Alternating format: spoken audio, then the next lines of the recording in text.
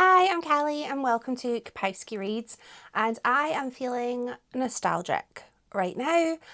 I feel like so many millennials, I have been spellbound by the recent Laguna Beach reunion. I've been seeing lots of footage and I've just been feeling a bit misty-eyed, and I thought, it's time. It's time for a reread of a Lauren Conrad book series. Because why not? I also was chatting to my friends and one of them had tried to read LA Candy, which is I will get the series. LA Candy. So first of all, Lauren Conrad is one of the protagonists in an MTV show called Laguna Beach, and then a show called The Hills. Basically just follows the lives of these late teen / early 20s characters as they navigate what we at the time consider to be real life. We now know some scenes were made for entertainment. So this is the first series, LA Candy.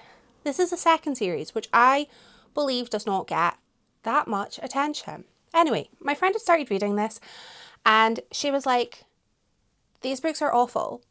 They're very simplistic. They're very predictable. And she wasn't having a good time. And I was like, friend, I love you dearly, but I think you're missing the point. These books are not meant to be literary gold. These books are meant to be fun times. So I thought, I'm going to have a fun time. I love fun. So I'm not going to be rereading LA Candy. I read it last year, I want to say. It's still fresh in my mind. I'm going to be rereading The Fame Game, which I honestly have not read or really thought about since I originally read it, and I think it was 2012. This series follows the start of a new reality TV show, which stars Madison, who is in LA Candy. You do not need to read LA Candy to keep up with this series. All you need to know going in is Madison is a cow. She's a cow. She embodies all of the elements that you don't want a person in the public eye to have. She is mean. She is calculated. She is pretentious. She is snotty. She is cruel. She is a bully. She is so materialistic. And that makes her so exciting as a character. She's awful, but you can't help but be like, what is she going to do next? So we have this new series called The Fame Game, and it is putting together 4 women. We have Madison, we have Gabby, we have Carmen, and then we have Kate. And I'm excited. I'm not expecting these to be the best written books in the world, but I am expecting them to be fun and entertaining. And I expect to have a chuckle. I expect there to be some romance somewhere along the lines. I expect there to be some good friendship happening. And I think the story's going to get a little bit wild.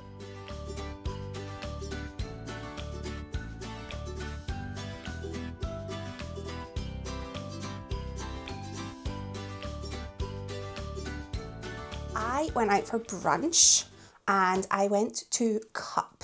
I love Cup. I haven't been there in ages because it's always so busy, but it was raining, and one of the things about when it's raining is that cafes tend to be either really busy or really quiet.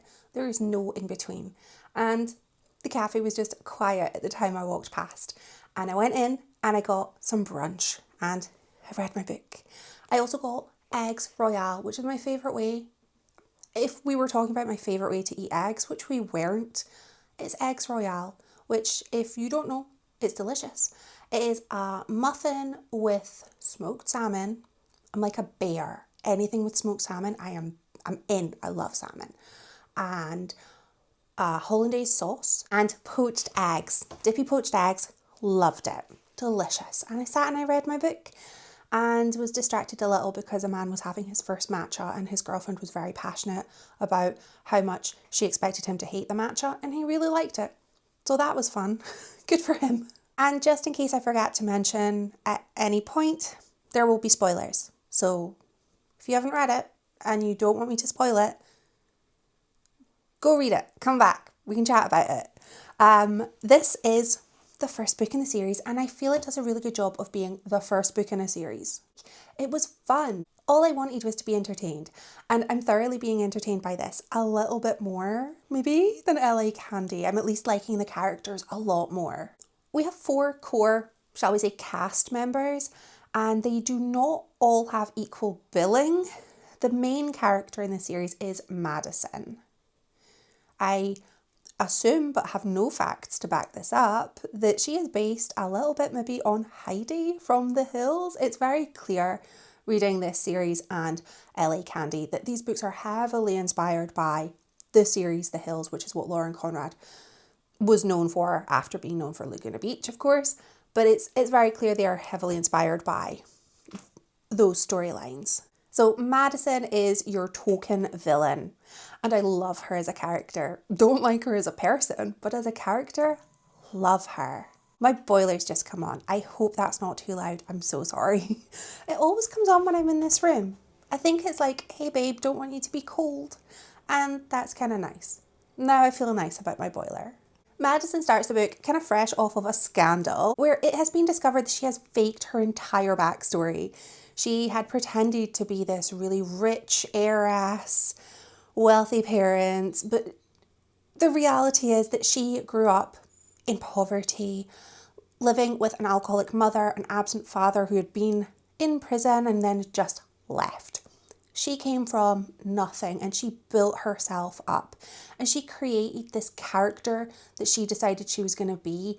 And I feel like even though she seems to be a horrible person, this has come from resilience, and it does kind of, while I don't agree with her choices, I can understand them and I can sympathise with them. So she is now, the world knows that she had made up her past and she's just owning it. She's like, yeah, and so what? What are you going to do with it? And I love that. Her story really does get some development because her absent father is back. Her sister, who has been trying to get on the show for the entire previous series, is like, here's our dad. And Madison is like, what? He's been gone for a decade and now he's back after she has, in the book, had 3 successful reality TV shows because she was a presenter. And it's like, what do you want? Like, what has made him crawl out of the woodwork and come back? And you get to see her form this relationship with her father, and she is very guarded at first and then she sort of slowly lets him in and is full of hope towards this relationship. And he's like, no, I don't want anything from you. Won't take any money from her. He's like, no, I want your time. That's all I want. And having this sibling relationship flourish, this father-daughter relationship grow, it was so heartwarming, but it was also really tense because this is a young adult book series based on characters who are in a reality TV show. Is it going to be that simple? Are we going to have a gorgeous father-daughter dance? No. No, we're not. I really like seeing Madison sort of slowly let down her guard and kind of be vulnerable and see another side of her. And that's something that I felt was really lacking before in Madison, is she was all villain. And I love a villain, but I also love to sort of have a villain origin story and see a little bit of human behind them. Because now I know, like, yeah, she's awful, but I see it and I understand. Her desire to have this relationship with her dad was just such a normal thing. Like,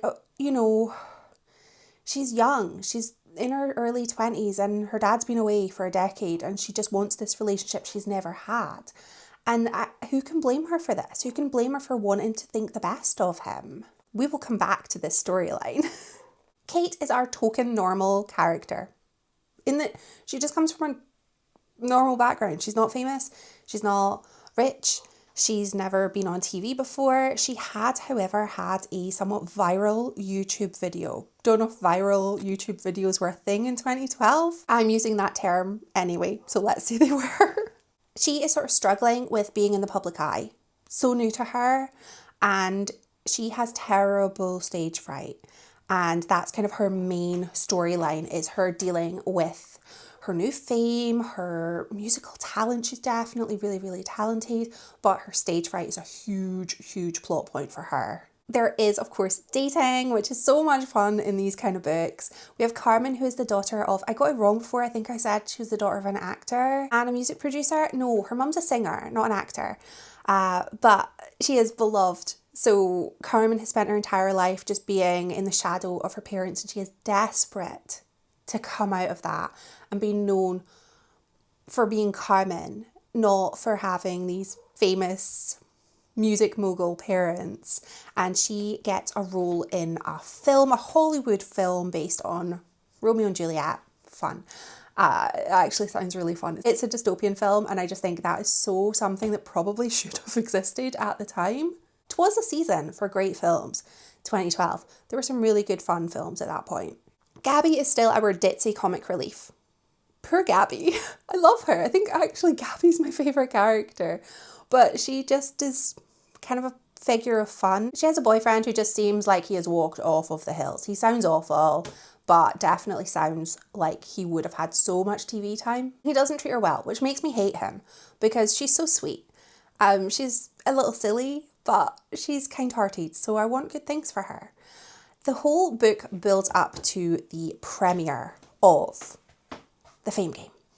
And on premiere night, Madison is being loaned these diamonds. And I think you can tell where this is going, right? She's borrowing diamonds. The morning after, they're like, oh, great premiere. And she wakes up to find her dad's gone.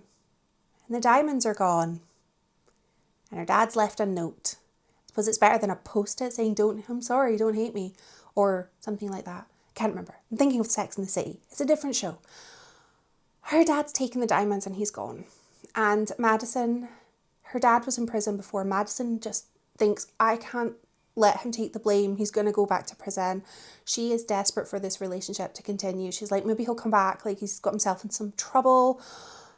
Maybe he'll come back. But she doesn't want to send her dad to jail. And I think that's just utterly heartbreaking for a child to be thinking that about their parent, of just wanting to protect them. So she takes the blame for stealing these diamonds, even though she didn't, even though the jewelers have evidence that they know that she hadn't stolen from them. But she takes the fall. I really liked this book. I really, really liked it. I am having so much fun. I really like the characters. I love the characters so much more than in LA Candy, and I can't help but compare the two, even though they're not the same series. They literally just have a handful of the same characters. It's totally different stories. But I find that each of these characters is a lot more unique than in LA Candy. And of course, this is Lauren Conrad's second series. It's going to improve. The writing is also, the writing's good. I'm having a fun time. I feel it's genuinely entertaining. I'm so happy when I have time to pick it up. I'm genuinely having a fantastic time. I went in expecting this to just be like light, fluffy. I did not expect it to have emotions in this book. I just didn't expect that. I thought it was going to be very light and surface level, but we've got layers. And I just love some of these characters. I'm a sucker for Madison and Gabby. I love a villain and I love a sort of village idiot character. But I think there's more to Gabby and I would love to get to know a little bit more about her. Carmen and Kate are fine, but I just find them a little bit boring. They're nice, but they're not as exciting as Madison and they're not as comic relief as Gabby. Carmen also, I forgot to mention, she has a storyline of a friend or somebody close to her is selling stories to the press. But my battery's just popped up to tell me it's got 10% left, so I'm going to hurry up and finish talking about how much I like this book. So Carmen is dealing with that, where she's trying to work out if it's just the press making stuff up or it is actually somebody feeding stories to the media. Fake stories. This had dysfunctional family. It also had nice family. Healthy family boundaries. It's got friendship. It's got a little bit of romance. I thought there'd be more, but I'm happy with the amount we've had. There's fake dating. There's fame chasing, which I think we all knew was going to come. But there's heart. There's also true emotion in this book. And I'm having so many feelings. I'm having the best time. I am going to go charge my camera. Not my camera, my battery. I will be back when I have read the next book, which I believe is called Starstruck, which is also the name of the song that Kate has sang. She's getting the Natasha Bedingfield treatment. She has a song that is in the titles of the TV show. I love this for her.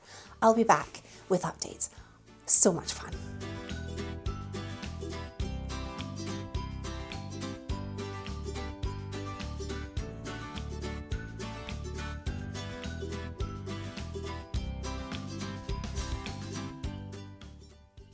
Please forgive this. I'm working from home. I'm very tired.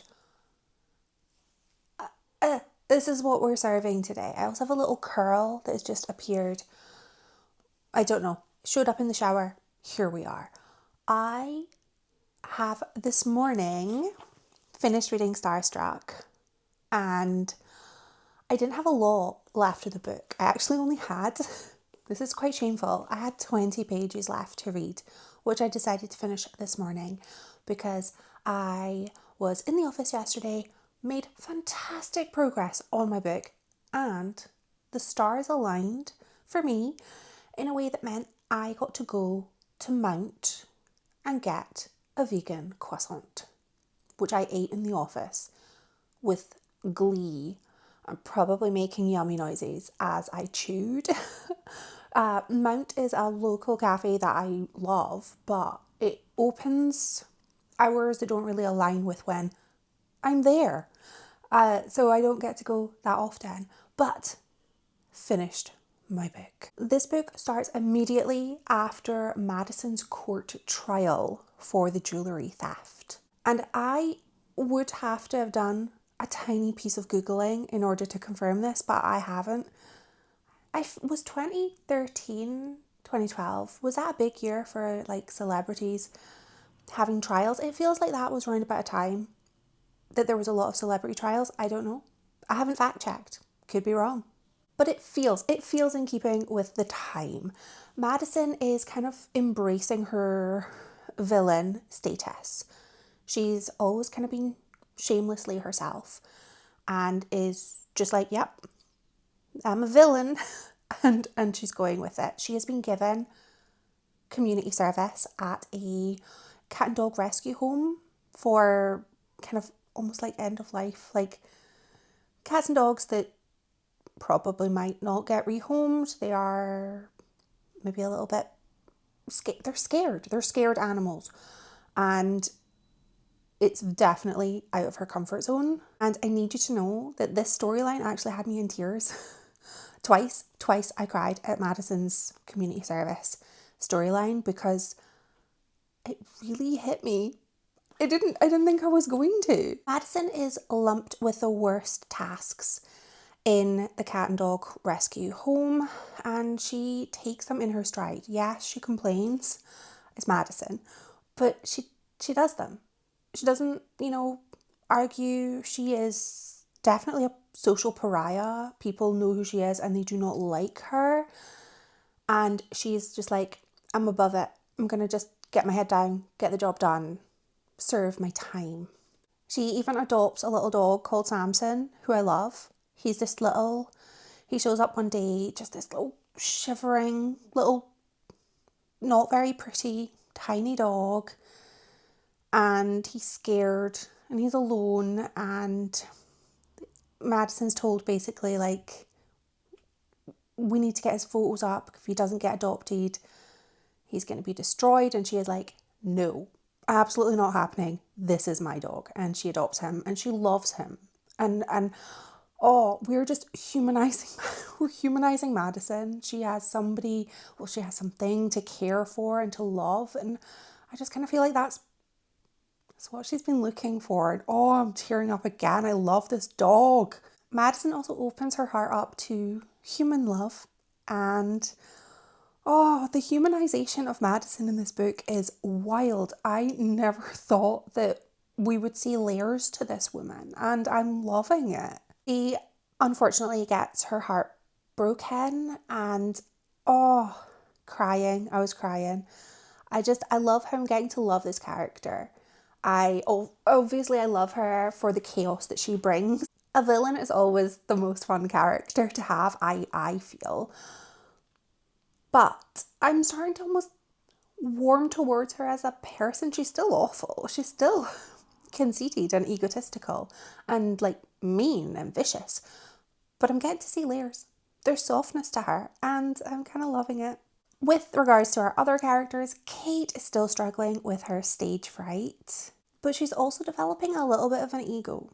She's a little sort of, oh, should I not be headlining? Should I be playing this small venue? She is getting some very big ideas and she's changing. Like, she is not the small town girl she was literally in the last book. I'm watching her head just grow and grow and grow. And I don't know. I don't know. Is she going to replace Madison as the villain? I don't know. Carmen is starring in a movie, a blockbuster movie. And her main storyline is basically just trying to come out the shadow of her parents and be seen for who she is rather than who she came from. Kate and Carmen, individually, kind of boring. Yeah, it's true. But together, they have a little almost love triangle storyline. Kate is dating an actor who isn't allowed to publicly date Kate because she's not famous enough, and I feel that is a red flag. Run. If don't be a secret unless you want to be a secret. No, you deserve better than that. But Carmen is famous enough that he can date her, and it's of course causing a lot of big feelings to be felt and drama to ensue. I would say fake dating has always been one of my least favourite tropes unless it is done well, which I can actually think of. Uzma Jalaluddin has done fake dating in a really, really wonderful way because it was explained. And I feel like generally if you are an adult, why can you not date somebody? Why does it have to be, why do we have to have fake dating? Like, I don't know. It's not a trope that I've ever really warmed towards. But I loved the jealousy and I loved the lack of communication between them. And I feel you need some admin. If you're going to do a fake dating love triangle, everyone involved, you have to do admin. You can't just be showing up at somebody's work on a fake date. No. Gabby got a little bit of a storyline and I feel she should have had more because Gabby has a horrible boyfriend that I think it's very clear who he's mirrored off of. And she has been participating in some substances and goes too far. And the book actually ends with Gabby in hospital, having her stomach pumped. She's taken too much of whatever she's been taking. And it's very dramatic and it's very difficult to read, seeing the way that the camera crew and the producers are just like, let's film this. This is great content. And you're like, she could die. This isn't great content. This is a friend is in pain. A friend is in danger. Madison has snapped at this point. She's like, nope, you're going too far. Even I'm thinking you're going too far. And she quits. She is feeling guilty for not being a good friend to Gabby. She's like, maybe I could have saved her. She had previously replaced all of Gabby's pills with vitamins to sort of help her. And meanwhile, the other two are just being boring. But this book had like true love. Was it first true love? I don't know, maybe. And it had friendship, like actual friendship. And I'm really liking the character growth that we're having. Everyone is going through something. Even though I'm not enjoying some of the storylines as much as others, it is it's such a fun book. Once again, the characters are really, really keeping me, I'm compelled. I want to know what happens next. And I'm kind of rooting for them, even though they're not all overly likeable. I'm still hooked. I did not expect to cry. The other time I cried was when Gabby was in the hospital. 3 cries. I shouldn't be crying. This should be like a light, fun popcorn read. But I'm having feels. I'm having feelings reading this. What can I say? It is definitely helping to kind of scratch that itch I have of like, I love watching The Hills. I'm rewatching the series just now.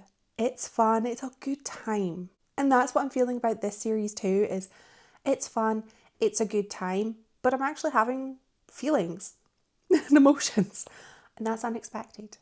I'm going to go and work, and probably actually have to change my top because I spilled chia seed pudding on it, which is annoying. It's lower down, you can't, it's like here. But on the plus side, I made chia seed pudding in a way that I actually really, really like. So I'm a winner overall, but I have to change my top and then go to work.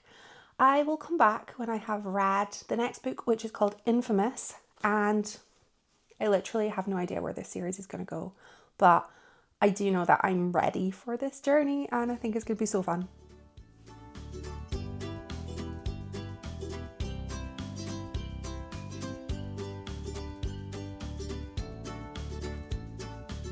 I am not ready for this series to end, but I have finished reading Infamous, and it's finished, and I cried. Of course I cried. I'm so sad that it's over. In my defense, I cry a lot. Like, I cry easily at everything. In fact, if a book doesn't make me cry, we have something to talk about there. Because I cry very easily. Once again, this book picks up right after where we were left at the end of book 2. Madison is healing from her fresh heartbreak, and she's still kind of reeling from her father's betrayal. So again, we're getting a very human Madison, which is worlds apart from the woman that we met in book 1. Kate is really upset in this book. She's been reading the blogs, and you don't read, if you're a public figure, don't be reading those blogs. You're going to get upset because people will be mean, because people are mean, and she's reading them, she's getting upset because she's being referred to as the boring one, and that's not 100% true. She kind of shares that title with Carmen. They're both they're not boring, they're not as exciting and interesting as the other women. And that's because I choose chaos. Kate also has a stalker to contend with in this book, which is very scary.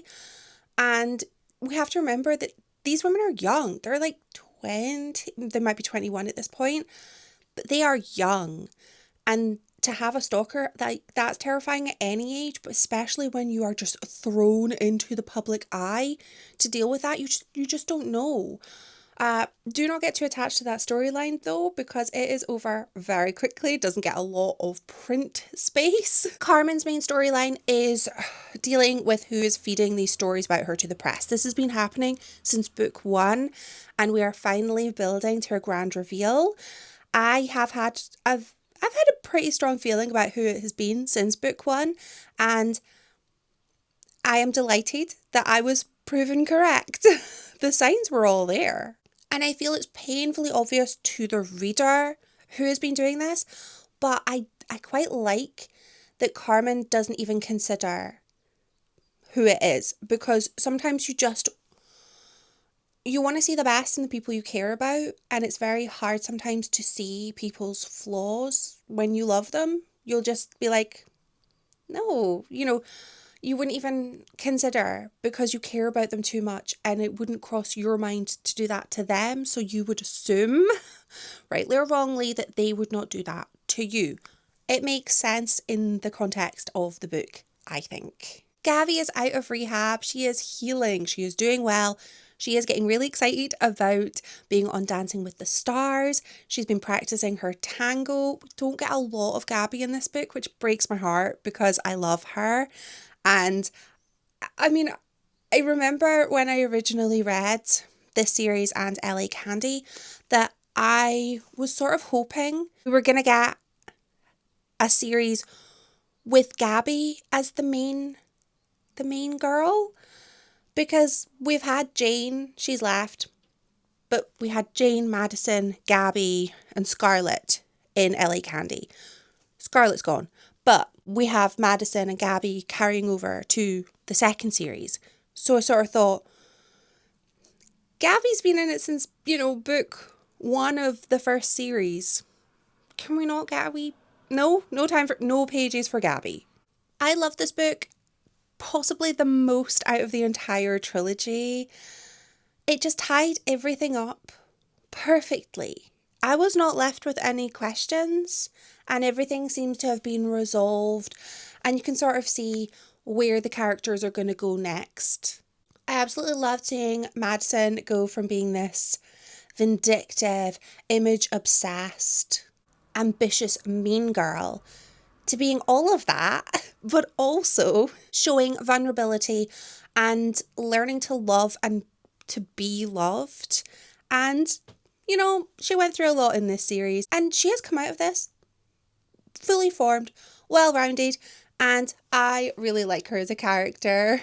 I do think that, you know, if Lauren Conrad had any free time, wanted to pick up these characters again, a series following what Madison is up to now, and we can go down the sort of Real Housewives route. That would be fantastic. I just love that character.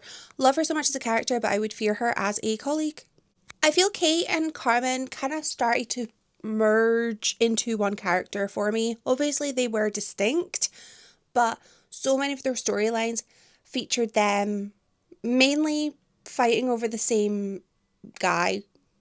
Well, they had two different instances of not fighting over the same guy, but having feelings regarding each other's relationship with the same guy.